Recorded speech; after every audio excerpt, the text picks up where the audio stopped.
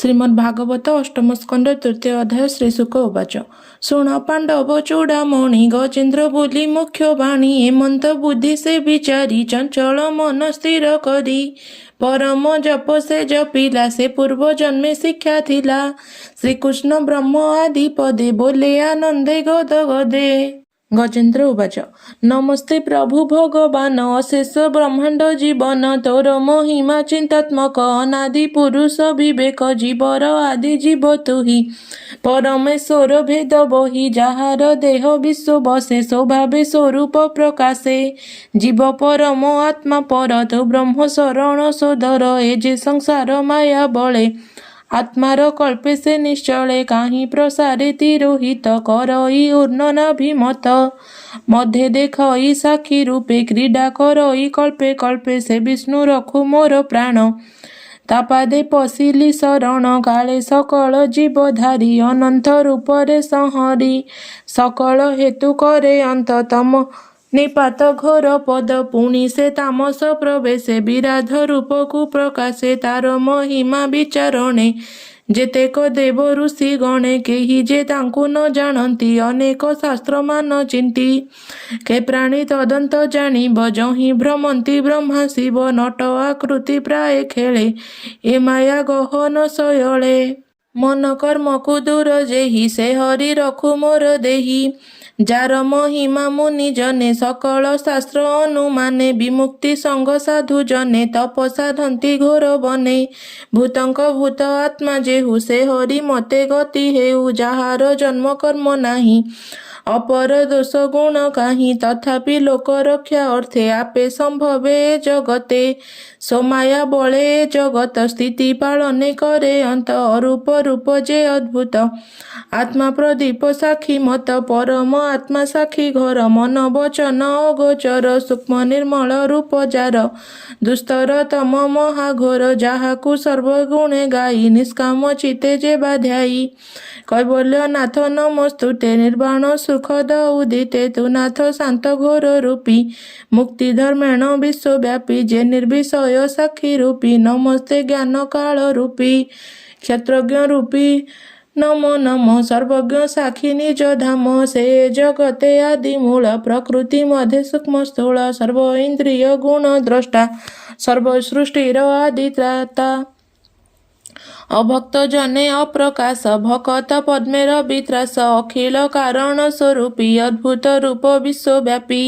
सर्वनिगम मोहार्णव तोर महिमा के बनिब तु अपवर्ग परायण नमई तोहर चरण शून्य गगने गुण पासे बंधन तो माया विश्वासे तु नाथ करुणा सागर तो पादे शरण मोहर अशेष जंतु हृद गते तोर प्रकाश आत्मा मते सकल देखु नाथ तु ही तो रूप केहि न जानई तु नाथ करुणा स्वरूपी तृणकाष्ठरे अछु व्यापी मोहर प्राय पशुगण विपद पाशुकर त्राण तु ब्रह्म परम मंगल नमस्ते प्रभु आदि मूल आत्मा आत्मक गृह चिते ममता करे दृढ़ चिते जे प्राणी गृह बंधे मजे से तोते केबे हे न भजे जे मुक्ति संग ए जगते से तोते भजे अविरते एणु विवेकी प्राणींकर तु नाथ शुभाशुभ घर हे ज्ञानात्मक भगवान सर्व ईश्वर नमो नमः धर्मार्थ काम लोभु मुक्त निष्कामे भजे अविरत अन्ते लभई इष्ट गति दुख संकटे न पड़ती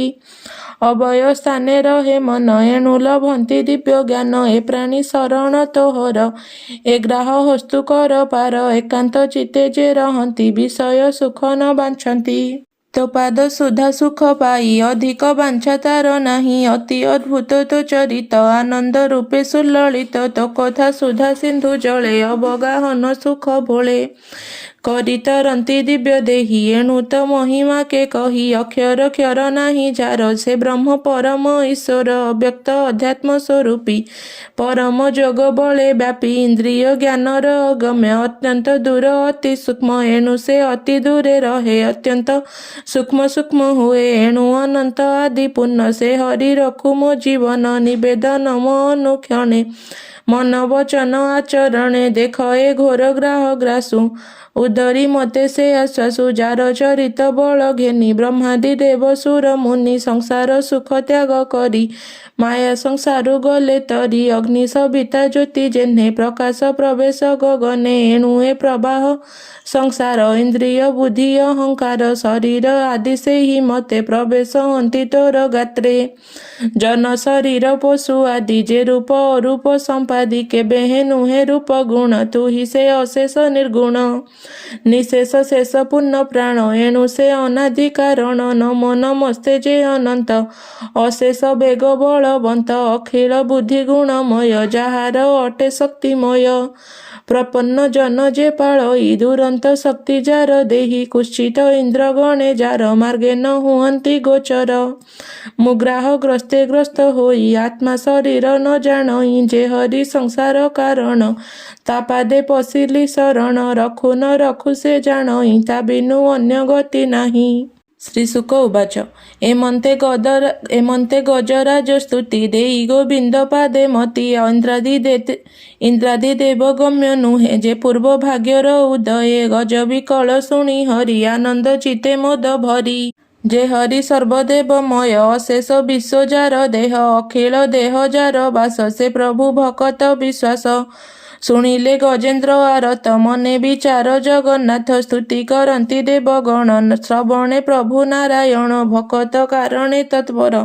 ପ୍ରଭୁ ନିଶ୍ଚିନ୍ତେ ପରାତ୍ପର ଭୋଜନ ପାନେ ନାହିଁ ଇଚ୍ଛା ଘେନିଣ ଦିନ ତ୍ରାଣ ଦୀକ୍ଷା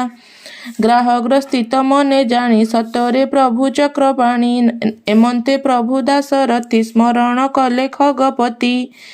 ଗଗନ ଚରାଧିପ ପ୍ରାୟ ଯେ ଅଟେ ଚାରି ବେଦମୟ ଶରୀର ନାଗେ ଅଳଙ୍କୃତ ମନହୁ ଅତି ବଳବନ୍ତ କନକ ଗିରି ମଧ୍ୟେ ବାସ ଯାହାର ଗୋବିନ୍ଦେ ବିଶ୍ୱାସ ଏମନ୍ତେ ଗୋବିନ୍ଦ ସ୍ମରଣ ଜାଣିଲା ବିନତା ନନ୍ଦନ ଆହାର ଅର୍ଥେ ଲୋଭ ମନ ବିସ୍ତାରି ଥିଲା ସେ ବଦନ ତକ୍ଷଣେ କଲା କମୁଦ୍ରିତ ହରିସ୍ମରଣେ ପ୍ରମୋଦିତ ଗୋବିନ୍ଦ ନିକଟେ ଗମନ ମନକୁ ନିବେଶି ବହନ ଚିର ବିରହି ଯେହ୍ନେ ବଧୁ ପାଇଲା ନିଜ ପ୍ରାଣ ବନ୍ଧୁ ଦରିଦ୍ର ନିଧି କି ପାଇଲା ଅପୁତ୍ରୀ ପୁତ୍ର କି ଲଭିଲା